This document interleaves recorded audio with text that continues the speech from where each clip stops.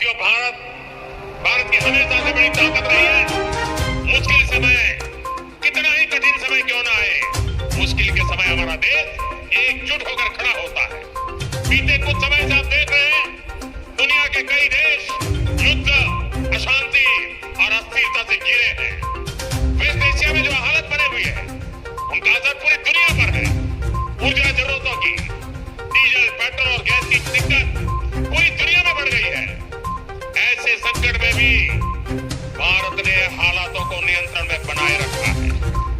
इसके पीछे देश की सफल विदेश नीति और देशवासियों की एकजुटता की सफलता की ताकत है।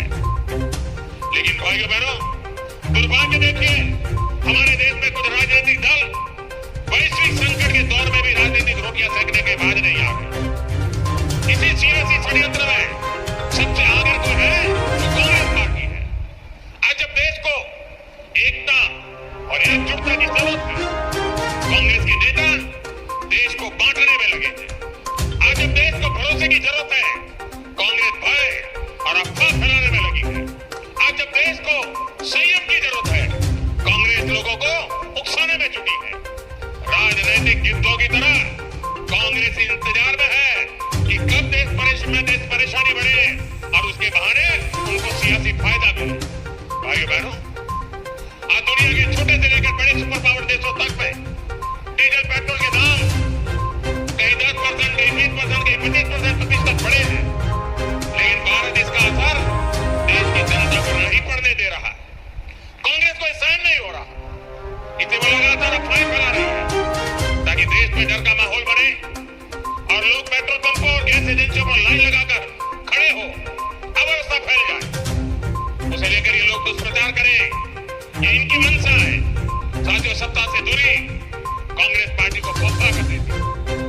अभी दिल्ली में हुई ग्लोबल एआई समिट में भी आपने देखा है, दुनिया भर के मेहमान यहाँ। दिल्ली की एआई समिट की पूरे विश्व में प्रशंसा हो रही थी, लेकिन ऐसे विरोध के लिए कांग्रेस के लोगों ने अपने कपड़े तक फाड़ दिए। इनकी कोशिश थी कि दुनिया के सामने भारत की छवि खराब हो।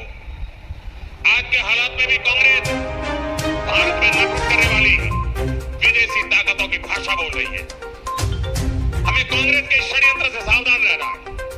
साथियों, भारत किसी भी मुश्किल परिस्थिति का सामना डट करके कर सकता है। ये हमने कोरोना काल में भी दिखाया है।